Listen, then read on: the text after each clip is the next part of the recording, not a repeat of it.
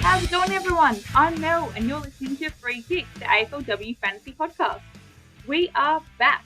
We are so excited to be back here and ready to chat about the trade and free agency period that's just finished up. Today, I'm joined by Will and Liam. How's it going, guys? G'day, everyone. G'day, everybody listening. How are you, Mel? I'm well. I'm a little cold after sitting outside at the game in shorts, which was probably an oversight. But I'm good. What about you two? I bet Will's feeling pretty stoked right now. Oh yeah, Geelong's finally won a game in the men's, but you know what? We're not talking about the men's today. We're talking about the women's because there's a lot of interesting things happening in the AFLW space at the moment. Absolutely. I will say it's conspicuous that we're talking about AFLW immediately after not wanting to talk about the performances of Fremantle and Geelong in the men's. Oh, what a surprise. The Bombers are in the top 8. Focus on what we're here for. Yep. Focus on what we're here of course. Which is the women. That's what we care about. Exactly. So, it's been a long off season, or longer than last time at least. What have you guys been up to? Yeah, just going about my business. I've started playing football myself as well, which is good, down at a Q Bears. Shout out to Jess Berger at the Collingwood Football Club, where you have also started playing football, Mel. Yes, go Bears. Thought it's probably about time to put my money where my mouth is and actually kick a footy myself. So 27 feels a little bit old to be starting my my footy career, but it's a lot of fun. What about you, Liam? Well, I went into a deep comatose state after the end of the AFLW fantasy season last year because I did so terribly. So after I came out of that hibernation, I have been grinding on the AFLW content. I have launched fully into the men's stuff as well and actually trying to pull my finger out a little bit there and trying not to be as terrible as I was last year. Thinking about the lessons that I've learned, some maybe Abby Dowrick-based trades that I never want to think about again. Yes. Don't worry, they've stuck with me. Up. They've stuck with me, guys.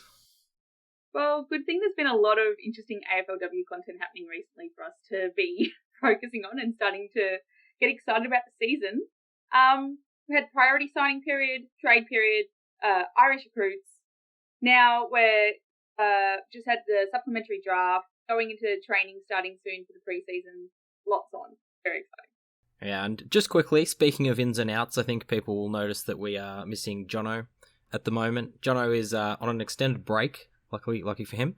So he is sitting out a fair bit of this season. May see him later in the year, but for now he is an out in the podcast. So we will be continuing on with just the three of us for the time being. Yep, just got to put up with our three voices instead. Yeah, Jono definitely had the best podcast voice of the lot of us, I reckon. Speak for yourselves. Oh, absolutely.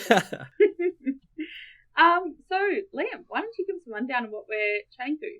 We've obviously had the free agency and the priority signing period, and obviously a lot of what comes with that is some player movement that creates some new opportunities for fantasy scoring.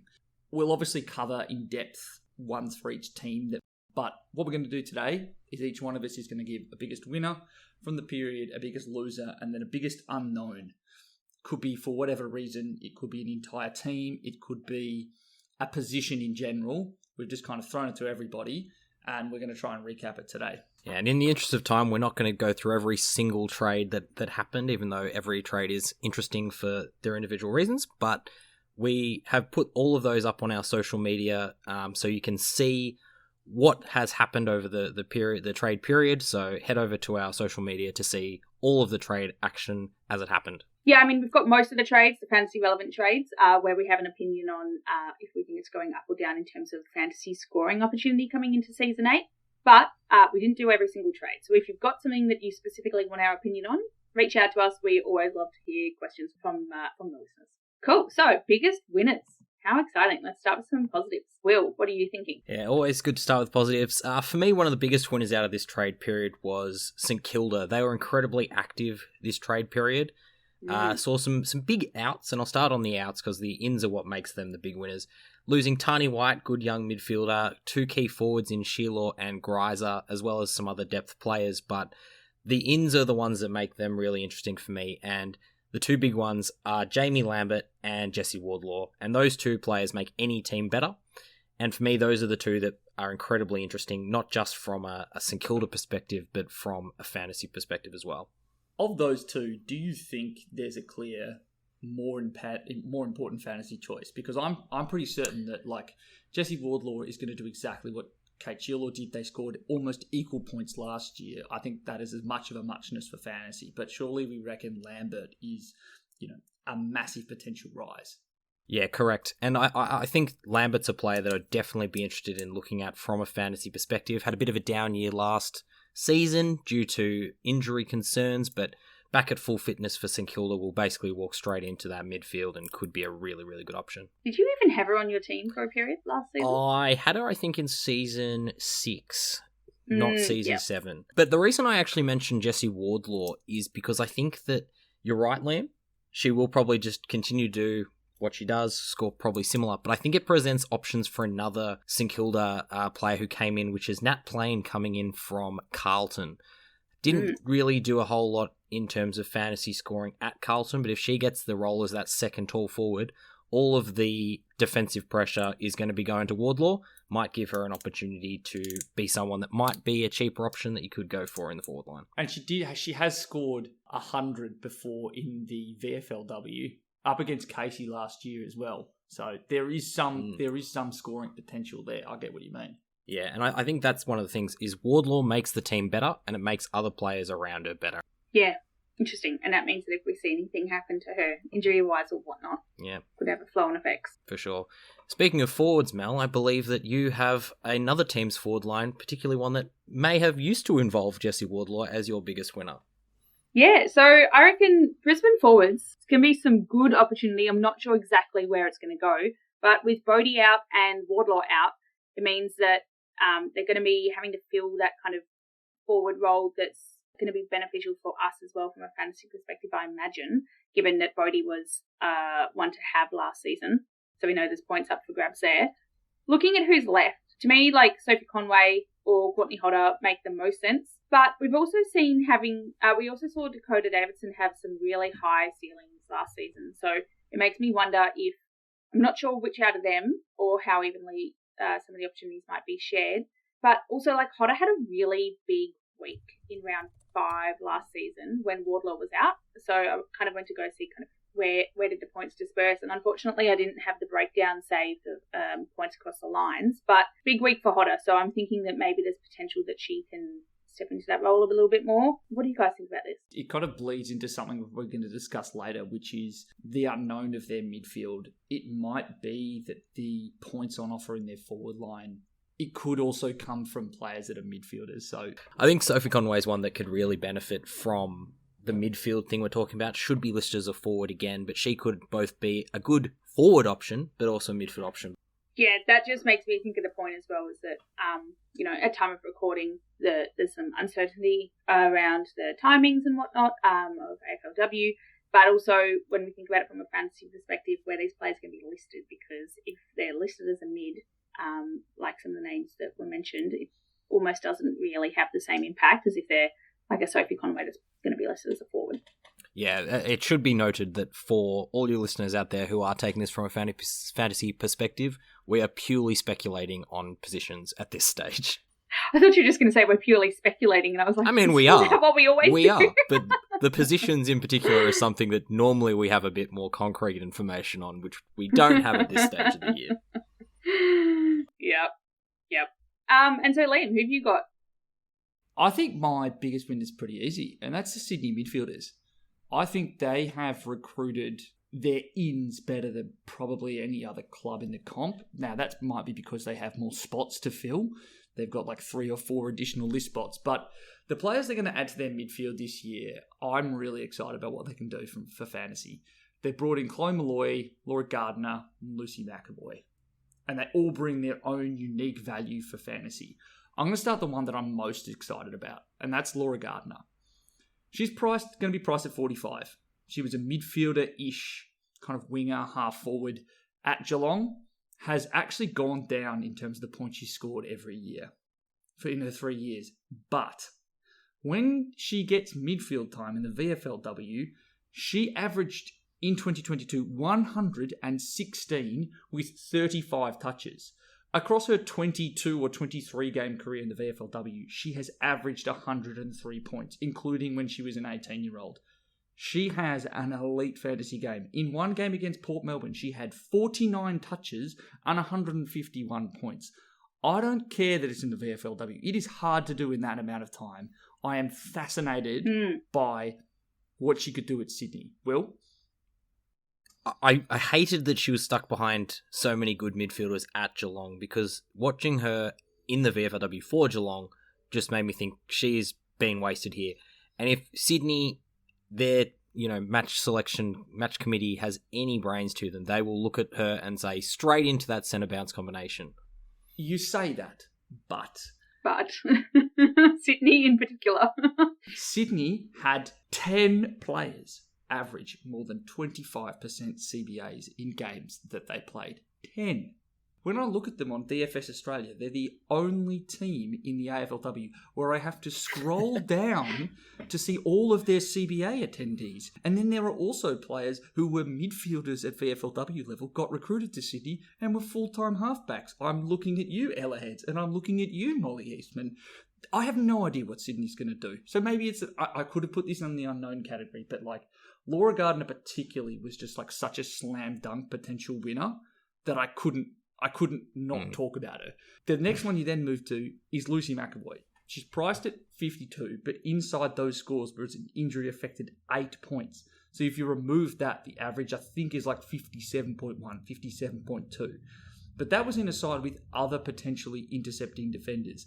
We've seen that Sydney has lost the 47-48 points that Molly Eastman scored last year. The ball sat in their defence a lot, to be kind.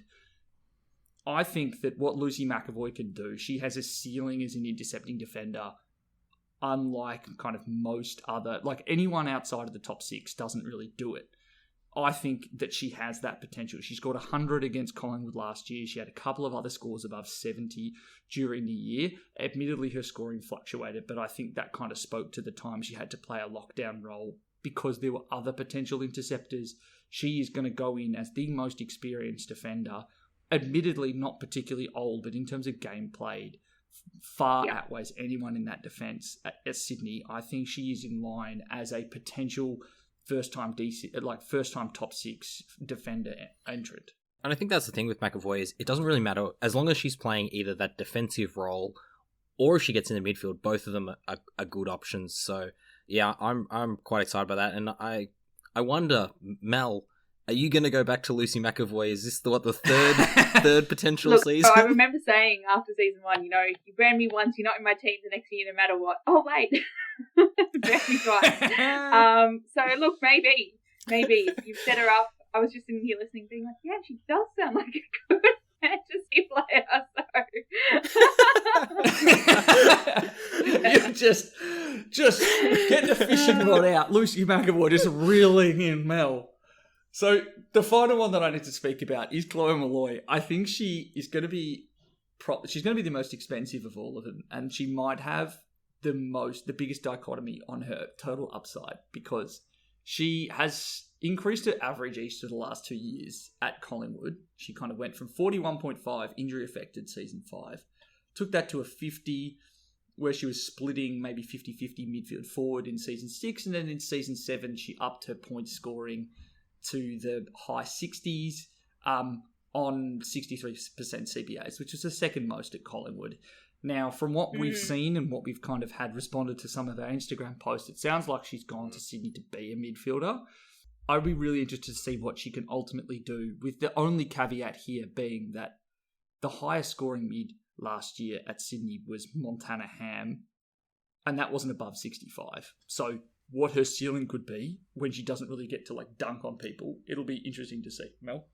Yeah, it's interesting that we're kind of coming back around to this because when we were thinking about the trades in order and their fantasy impact when kind of doing it through our socials, Chloe Malloy was up first, but we put her as a lower fantasy scoring opportunity going into this season because she may be playing midfield time, maybe not, but also it's Sydney and they kind of suck. Are you feeling like that's changed? No, it's the reason I've mentioned her is you kind of can't talk about the options in Sydney's midfield without talking about Chloe Molloy. But you bring me on to the final point, which is I think that the whole team gets better, and so they get dunked on less. Like, I think the fact that someone like Lauren Zaghetti, who looked great as a contested ball-winning kind of only midfielder without the kind of run and spread, if she becomes your third or fourth midfielder, I think that's a much better balance, and you're much less likely to just get 50, 60 points, inability to get the ball.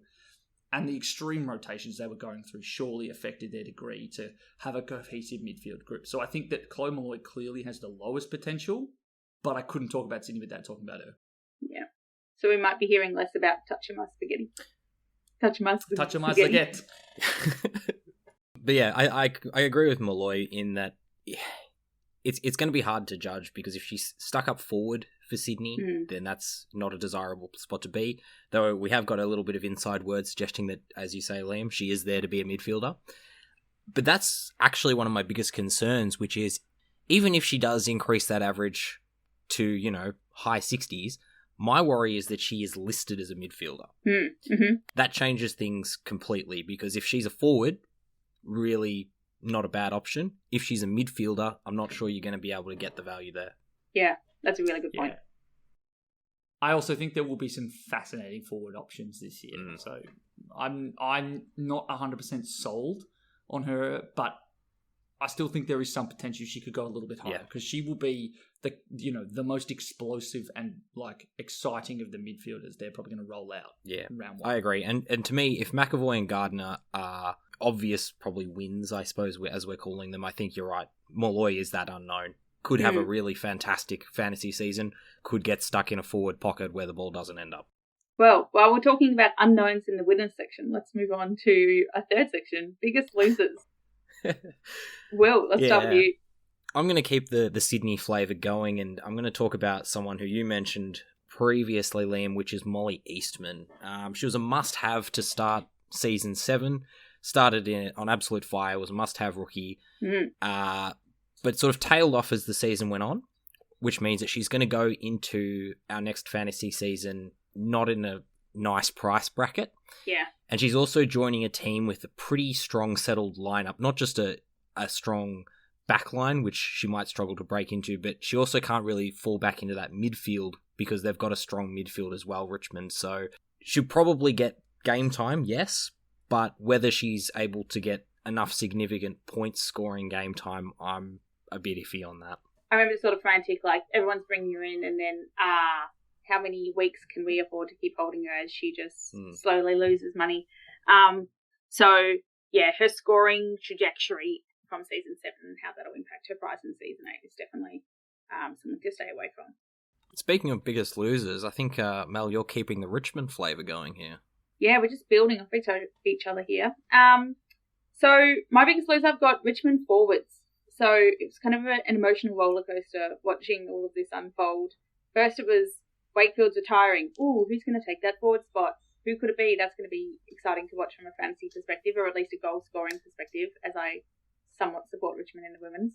And then they got in Cody Jacks and, I'm going to butcher this, Maddie Brancatisano. Brancatisano. I don't think I've ever said that out loud. There you go. Maddie Brancatisano. I love the fact you said you were going to butcher Maddie Brancatisano, but then you butchered Cody Jacks immediately before by calling her Cody Jacks. Look, I bring the numbers and you guys bring the words. It's pre-season, guys. We build into it. Build into it. Also, you also said that they both came to the club, which is... They both left. Say, you know what?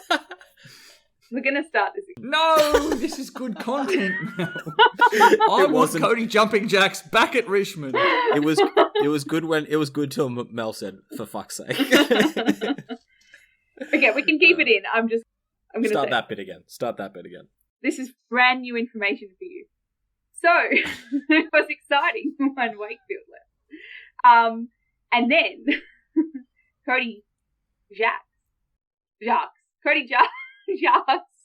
and Maddie Brancatisano also leave. And so now there's a lot of forward potential. And then we get Caitlin Greiser in, and we're thinking, oh yeah, she'll take the spots. Great goal for over the Saints. But then we also get Courtney Jones in from the Gold Coast, and so now I was thinking maybe they'll share the points between them.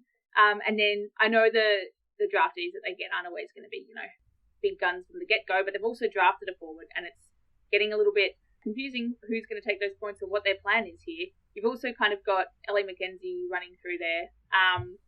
Levy staying on. KB, is she going to be back full-time? Yeah, you'd assume so. Should be. So you've got a lot of talent on one line or near one line, and I think that the reason why, although lots of talent is fantastic for Richmond, from a fantasy perspective, I think it might start to get a bit stifled or a bit blurred, as there's not necessarily going to be one main breakaway that's going to take a lot of the points necessarily. What do you guys think about that? I am interested yet again in Katie Brennan.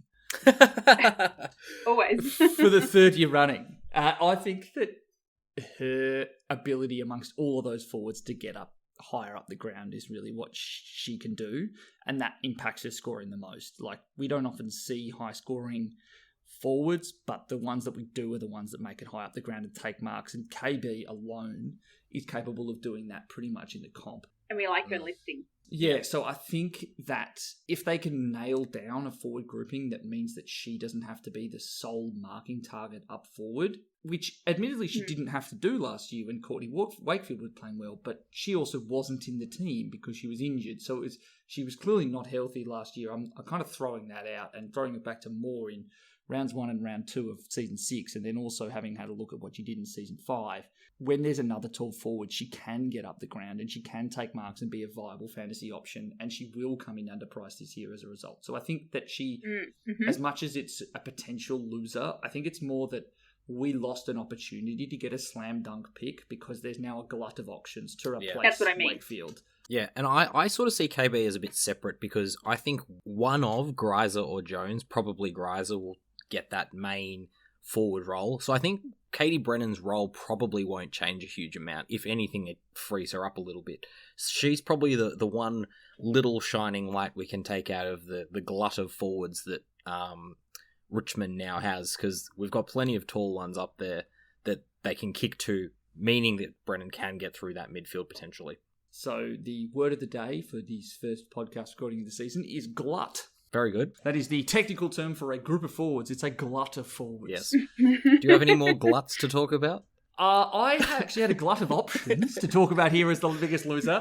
I didn't want to trample on anyone's toes. I think that there is definitely going to be a biggest loser in the Collingwood midfield. I think you could almost say Tani White is a potential biggest loser because she'll go from closer to a number 1 option. The one that I've chosen is... I buried the lead here. The biggest loser could potentially be Steph Wales at Essendon, because it was looking like when Georgia Borge was dropped, she was going to be the number 1 ruck and she was going to be the sole option. We saw what Lucy did, or we saw what the other Wales sister did at Hawthorn. Yeah, when Tamara Luke went down. That looked like a great option, but then couldn't go an episode without talking about Leah Cutting. She is in. Whoa. She's going to be priced at 35, so maybe she's the biggest loser. I've kind of taken an easy one here and just said that Steph Chiocci taking a step away and going from Collingwood, where she was captain, over to St Kilda. She had been a potentially competent midfielder to bring in right at the back end of the year if you knew she had a good run, but I don't think she's going to come into a particularly good role on a wing at St Kilda, particularly if we're going to say anything. She has to play a whole bunch of games in the wing down at Moorabbin. I think that's not good for her scoring. I think it's like a 40s. It's a 15, 20 point drop of what she did 2 years ago. So Chiocci's clearly been recruited for her leadership capabilities down at St Kilda. Not that anyone, I think, gets recruited for their fantasy potential scoring, but I think that wow, deep cut there, Will. Well, I don't know. I'm not a recruiter myself, so maybe they do. But I think that you're exactly right, Liam. Is that she's coming into that St Kilda team to bring leadership, not necessarily a mountain of possessions. So her leadership will be far more important than a high possession game style that she may have got at Collingwood. Yep. Speaking of Collingwood, things are unknown now because we don't know what we're talking about. Yeah, so where we were really structured and well-informed, making beautiful commentary, now we're going into the unknowns. I've put Collingwood midfield. So kind of touched on a fair chunk of these bits before, but Chloe Malloy, out. Steph Giocchi, out. Jamie Lambert, Jordan Membre, Abby Maloney. Like, I know these aren't all in the midfield, but essentially we've had a lot coming out of Collingwood midfield. Yeah, we've got Tani White coming in. We've got the players that are coming back after injury. So you've got Bree Davey, who was out for most of season 6 and season 7. You've got Britt Benici, who was out in season 7. They're returning. You've also still got your Slisher, Imogen Evans. You've got Joe Lynn on the wing. I'm going to say this wrong again. Ash. Thank you. Ash Sheridan. So I'm thinking that I'm not sure how these new recruits, like a Tani White, say, Grace Campbell as well, are going to fit in with the return of some of the club's best midfielders and how the club takes those returns, how much they're playing at full energy versus maybe not all of the games or lesser. I guess we've got somewhat of a Collingwood expert here to help me unpick this bit. Liam? With Will. Oh. Yeah. Good one. Yeah, I think one of the things about this is there's two absolute certainties, basically, which is the Davey and the Benici, and we've talked a lot about them last season, and I'm sure we'll talk about them a lot in the new season. And that's kind of where you're right, Mel, is we know that that's going to be the crux of the midfield, but what's going to fit in around them? Because the two obvious ones were Lambert and Malloy. Mm-hmm. So I think there's going to be a fair bit of posturing in the Collingwood pre-season to see who can fill those midfield spots. Tani White, as we said, is an obvious sort of one. Campbell's been recruited into there as well. But they've also got plenty of options to come in from other positions, as you say, with like players like Ash Sheridan. So I think you're right that it is a bit of an unknown. Oh, great. So you just reiterated my point that it's an unknown. Yeah, that's why I wanted to throw over to Liam. Okay. I missed a name. You've all not talked about a name, and it's telling because I think that makes her a loser, and so we could have included her earlier. Name that player. New round. Sarah Rowe. No. Listen. Let me finish the question. Listen to the question I haven't asked you. Okay. Yes, exactly. Jolene.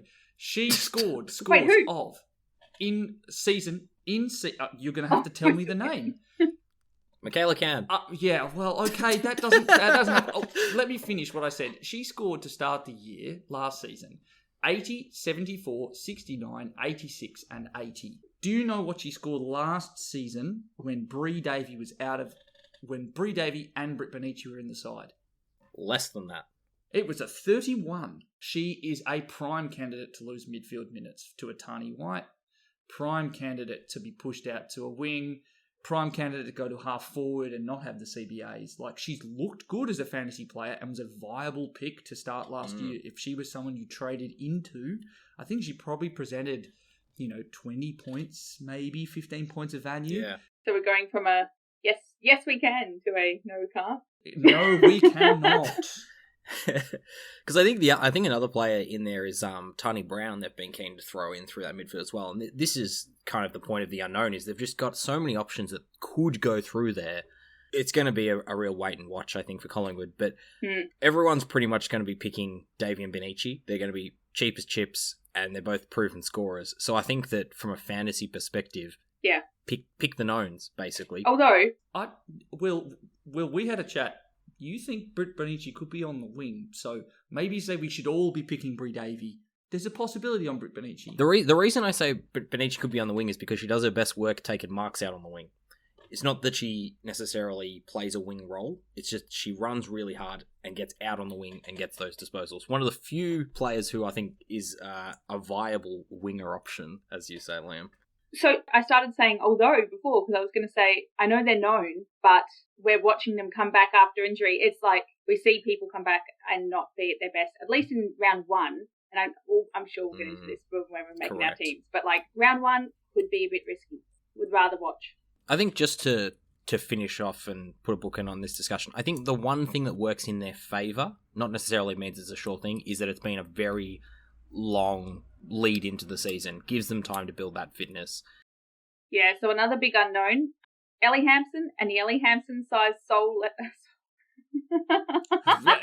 Her soul has left the Suns, but it's whole at the Suns. Speaking of that, Where is the soul in the Suns? where is the soul of the Suns? Yes, well, that's another great question, but that's a bit more metaphysical. But we'll get to that on our AFLW Fantasy Theology podcast. Well, it's funny you say this because I was actually going to reference the ship of Theseus and get a bit deep. So, All right, we're going to leave the philosophy for a little bit. Liam, give us your Ellie Hampson rundown. I'm going to give you guys a narrative. We get to the beginning of the trade period. The biggest news to start off, Batesy is out of Brisbane. She's gone. Big news. My big immediately news.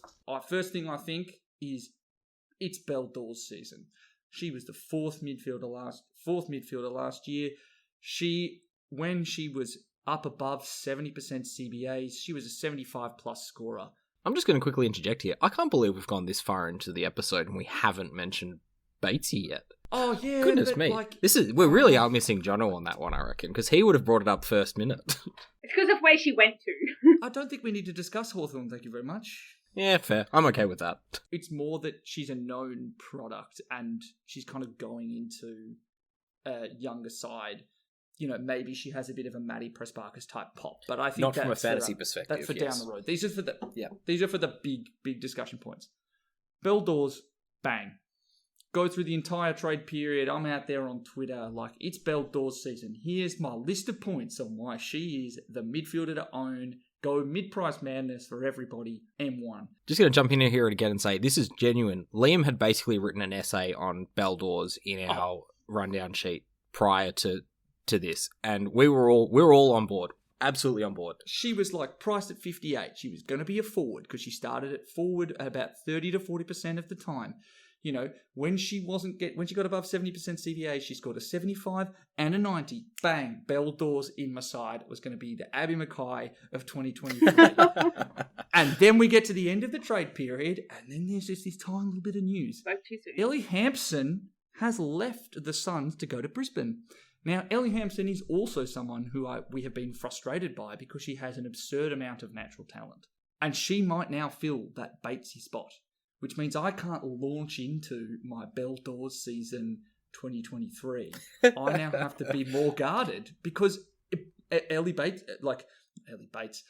Hampson could take that Ellie Hampson could take that role. Belle Dawes could take that role. It could ultimately be Sophie Conway, and that was Will's point, which is Sophie Conway is also an option. She's done it before. I was going to take that and be like, I don't care. Belle Dawes is the younger player. I'm happy with this. I've got it's strong take season. It's the preseason. They don't matter. But Go big or go home. It does kind of raise the point of Brisbane aren't going to be an unknown this year just for that third midfield spot. They've got Ali Anderson. They've got Kathy Sfark. They are also not a particularly young midfield. It's going to be a question of where is that potential youth going to come from? Are they going to turn to the more experienced option in Sophie Conway? Could it be, an Orla O'Dwyer who's kind of shown a massive amount of run gun potential? Maybe that's what they look to supplement the loss of Batesy. It is an unknown. But then we've got the flip side of this coin, which is the Suns and the fact that Ellie Hampson is no longer going to be there. They have no soul. They do indeed have no soul.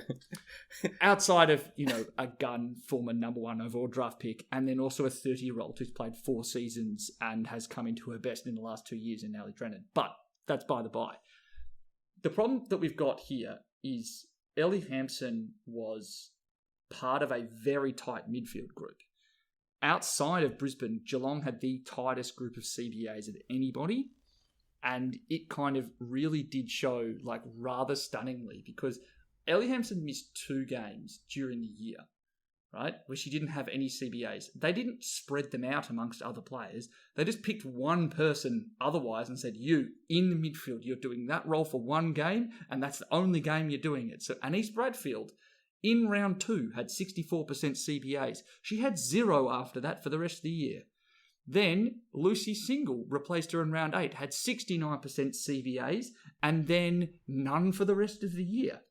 What are they going to do? Who are they going to be? Because outside of Rowbottom, Whitford, Drennan, and Hampson, there's no other midfielders really above 10%. And that's Lucy Single from her 1 game. It's a massive unknown. We have no idea what's going to happen this year at the Gold Coast Suns. I love your passion, and I'm so sad people can't see this because you were literally arms out, exasperated at this unknown is so massive I must visually. This is basically being Liam for 3 fantasy seasons regarding Ellie Hampson. Yeah. It's basically every time Ellie Hampson is mentioned, Liam gets exasperated. I think basically what you're telling me, Liam, is that we just got to watch round 1. Whichever random player is getting the CBAs to replace Hampson, pick them. It's bang, done. That's the trade-in target. You realise you've missed. Just pick a nobody at mid-price who you think is going to score a 50. And then your upgrade-downgrade is to whichever, Lucy Single who scores a 60, or the Anise Bradfield who replaces Ellie Hampson. But more importantly, it's going to be, what do they say in the preseason? Like, who's in the midfield group? Really watching out for the AFLW content from Gold Coast Suns preseason, because that is a viable scoring role. I was thinking around some of the teams that have been gutted after this trade season, and I could be wrong, but like the Suns look like they've taken a real hit. So they had 2 retirees. Well, I guess, did Crystal Scott play last season? I think she played a game or 2. Yeah. I remember. But Ashley Atkins, they had why do I try to say these names? Fred George? Prajelli. Wow. Really just shining Jay myself in Prajelli. a great light. If you hadn't done Cody Jacks earlier, this would have been your worst, but... Hey, and then Scott, I spelt wrong on Instagram, so just names and Mel don't go together. Yeah. Prajelli. Jade Prajelli, Yeah. yes. Then you got Tori Groves Little out, Dan Kurt delisted, and then you lose Courtney Jones, Ellie Hampson, and Serene Watson in the trades. That feels like a massive gutting of, at least fantasy relevant talent, but also like some of the core parts of their team. What are we thinking? Like, is this a bit of a Ship of Theseus vibe? Just throw that one back in there. I don't think the Suns are a final side. Let's put it that way. Yeah, I think they've picked up some handy recruits to fill some of those, such as Jordan Membry, who's always been a very solid forward.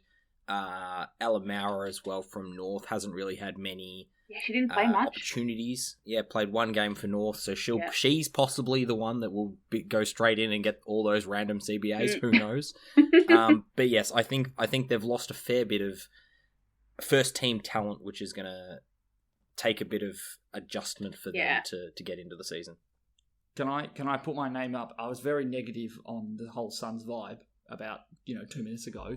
The one player that I do find interesting, given they were a high draft pick and a rising star nominee last season, or potentially the season before, Daisy Darcy.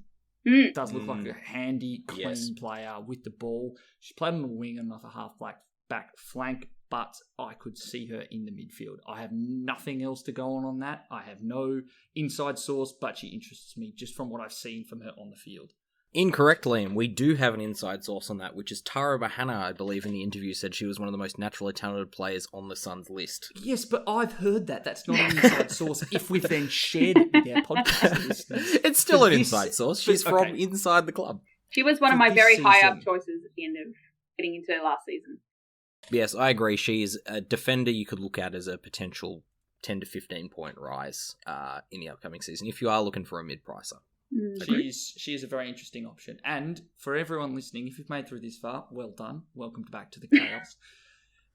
I'm flagging now, we're going to talk a lot about mid-prices this year because we're not going to have nearly as many rookie options playing every week, and particularly ones who are going to score well. There's not a Montana Ham priced rookie option unless you count Georgia Nanscorn, but there's going to be a lot fewer options out there. Upgrade-downgrade season is going to look very, very different. We're going to need to transition to kind of nailing mid-prices, kind of hedging our bets. It's going to be a very different season this year. That's what I've used to kind of track who I think the most important, biggest winners and losers and unknowns are. It's in that mid-price bracket that we're really going to need to see our movement. You're not going to be able to go guns and rooks. Agreed. I actually had Bowers as what I was going to talk about for my biggest unknown, and I was like, no, let's just Bower-free episode. Please. You can't do that as well, because last year we completely wrote her off, and then she ended up just doing what Bowers does. So, yeah. I'm never questioning Kiara Bowers ever again. I'm not writing her off from starting in my side because we don't know prices, we don't know positions, etc., etc. She's going to be expensive and she's going to be mid. She's going to be damn expensive. But what if she's a forward? Of course. I mean, unknown for obvious reasons, bucket, right? Yeah. Speaking of those mid-priced options, I think that for me, my biggest unknown is where there will be a few mid-prices, and a player that we talked about a lot about last year, but I'll get to that in a second. My unknown is the Adelaide forward line, and that Adelaide forward line has taken a couple of really big hits in the past couple of seasons. First, they lose arguably the greatest player to have played the game in Aaron Phillips to Port Adelaide, and this season, also going to Port Adelaide, is Ash Woodland. So basically, their best two forwards across their club history have now moved to crosstown rivals Port Adelaide. And this means that there's a lot of pressure on a few of their other forward line players to step up and kick those goals. Ash Woodland, of course, being a leading goal kicker 2 seasons ago. And for me, the one that a lot of this will sit on is the absurdly talented Danielle Ponter, who we talk about a lot. I think, Liam, you were really keen on her as an option last year.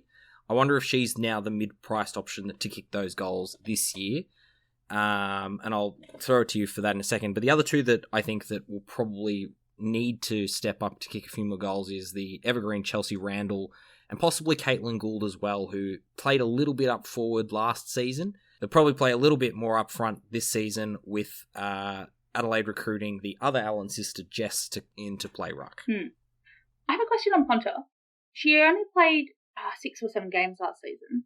Do you reckon she's going to be coming in discounted because of that, making her an even more attractive option? Unlikely. You've got to play less than 5 to get the discount. Oh, less than 5. Never mind me then. Yeah. The other unfortunate thing for Danielle Ponter is she had some absolute stinker scores in the final series, which means she doesn't even get the benefit of those being in her scores for the season. Yeah. But we did see that she has huge potential to score, in that she's scored scores of a 74, 68 last year, 79, but there's a lot of lower scores mixed in there as well. Mm-hmm. Yeah, I watched Danielle Ponter because as much as I didn't have her in my classic side, we had a little draft league going on, and I had Danielle Ponter, and that game against St Kilda was electric to watch. She had 30% CBAs. If she has a 30 to 40% CBA role, that's another great option. She'll come in priced to, mid-40s. There's some potential upside there. I'm not sure if she has as much upside as, say, an Elle Roberts, which is kind of going to be in a similar-ish price bracket, a Hannah Ewings, if she's named as a forward. But it's one to keep an eye on. The other thing that you could probably talk about as a potential forward option is Montana McKinnon. You roll with a dual ruck setup of McKinnon and Gould. Caitlin Gould.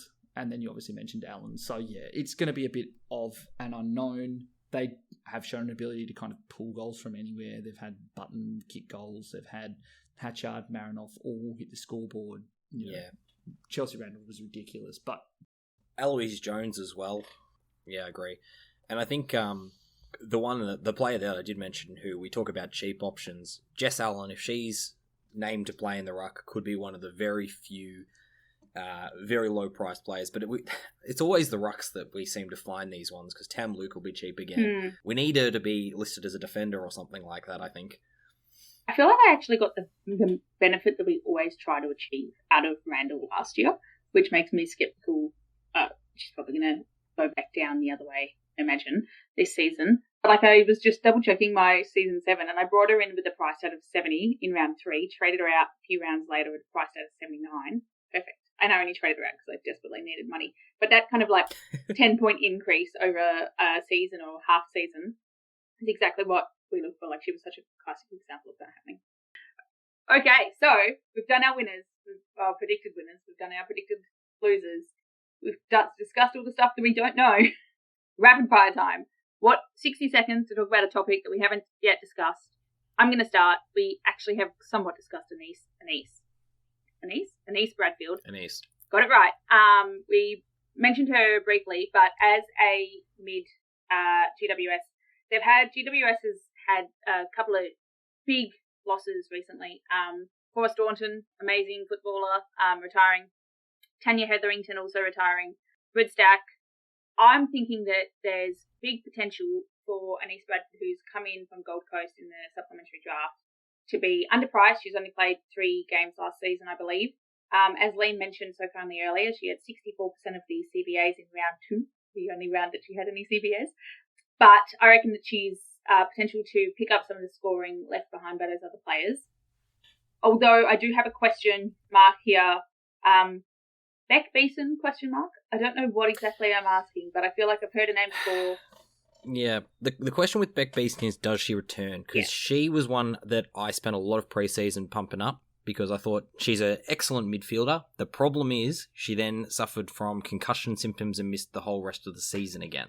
So is she back, and how does that skew my... Yeah, so basically we don't know yet, and this is going to be almost the same story as last season, which is if Beck Beeson comes in, she'll be a great mid-pricer. We know she can average up around the 80 mark, but if she's still suffering from concussion symptoms or if she does have another injury problem, then we may not see her yet again, which would be a real shame for the game because she is an excellent player.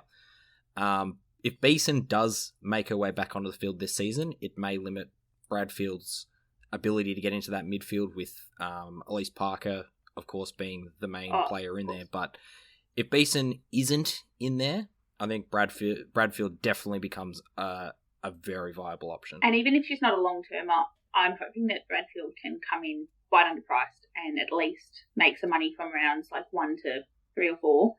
What do you reckon, Liam? I don't know if I want to go anywhere near GWS. I think they're going... Well, actually, no, that's a bit too strong. GWS have so many potential holes. I can't rule in or out Anise Bradfield. Okay. That's fair. Fair. To me, I actually think, not trade related, but I think one of the most interesting options for them is actually Izzy Huntington coming back from the knee injury. Yes. Given their forward line and back line losses, it's almost makes it hard to see where she's going to play. I had her as a question mark as well, because I guess if we didn't have any updates on those, I didn't know if my information was just old. If we don't know Beck Beeson back, yay or nay, Izzy Huntington back, don't know. It really makes my Anise Bradfield shout out weaker, but also kind of moves GWS as a whole up into the unknowns bucket. So, just I would be pretty strong on the idea that Izzy Huntington will be a forward now that Cora Staunton has retired. I think that's going to be a fascinating forward line of marking targets. Georgia Garnett, Georgia Garnett was like one of the biggest improvers last year. Setting aside fantasy, she looked incredible. I also think they have a really good young defender, Tani Evans. I think, as much as I was negative on GWS about 45 seconds ago, I think those are the options of players that I want to talk about. Get on the GWS train. There's a big sound from the west of the town. I don't really want to do a lot, but these are just like my little alcove of ones that I do like. So, Liam, hit us with your rapid fire. Yeah, rapid fire. Harriet Cordner. I talked about Lucy McAvoy. She's leaving a mid-50 sized hole, is an intercept defender at Carlton. In comes former 54 averaging All-Australian, leading the AFLW in intercept marks in season 5, Harriet Cordner. I think that if she is healthy from her knee injury that she had to begin 2022 and can lock down a best 22 role, there are a lot of issues at Carlton around their experience. I think she fills that role perfectly. She is well in line to increase. She'll be priced at in the low 30s. Bang. Very low. Like, I think that should be a great option if she plays. I know I sound like Will by saying this, by naming someone as an option who's over 30 and who hasn't played in 2 years, and I'm going off their old role, but I've done my research here. I think Harriet Cordner is an option. Sounds good. Will. Well, I'm glad you say that, Liam, because I am also picking a 31-year-old for my player. The player I'm picking, and this is a little bit of Geelong bias here, but I've gone for Kate Sermon. Didn't really look the player that she was at the Gold Coast during her years at Port Adelaide, or her season at Port Adelaide, rather. 6 months at Port Adelaide. But she'll likely have forward status and should form part of that midfield rotations. We know that Geelong does have a lot of players who do run through that midfield, and she will likely be part of that. She's joining a team that is looking for experience, and I think she's probably a more natural fit for the role that they're going to put her in than some of the other players they put through there. So as a mid-priced option, she averaged just under 50 last season, but averaged as much as 64 at the Gold Coast. So I think she could be a decent mid-priced option. I'm going to give my little flag here. Which country? There are some names. Oh, it is like Morocco levels of red. There's almost no green. I didn't know if you heard my comment. That's so good. Got to get the flag chat going, guys. It's I'd early days. I'd forgotten flag about chat. flag chat. There's a bit of Spain about this one. Fair bit of yellow and some red. It's not good, Will. Unfortunately for you, Geelong's CBA rotation was tight. Nina Morrison wasn't making CBAs after round 7. She had 8%, 33%, 9%. And then in the final, lost to North Melbourne, where admittedly there wasn't many goals, but it was 100% midfield time for Amac, Georgie Prasparkas, Liv Fuller, and Beck Webster. It is a tight midfield group to break. Now, if there's an injury, or we hear word that for whatever reason Sermon is the experience they might want, I think that's a great option. We've kind of seen her score well. We need that from our forwards, but just flagging now, that is a tight midfield group to end last year. I think for me, the thing that actually makes it more appealing for me as an option is more that Geelong have been playing a lot of midfielders off that half-forward line, and she is a more natural at it. So I think that she's probably a better shout at that role, plus going in as a forward rather than being a midfielder, such as a Morrison, for example. So you wouldn't pick Nina Morrison as a fantasy option if she was playing that half-forward role, for example. Yeah. I think Sermon does have the advantage of having the experience in that role, which potentially makes her a viable option. Maybe not necessarily a standout option, but I think there is definitely potential value there.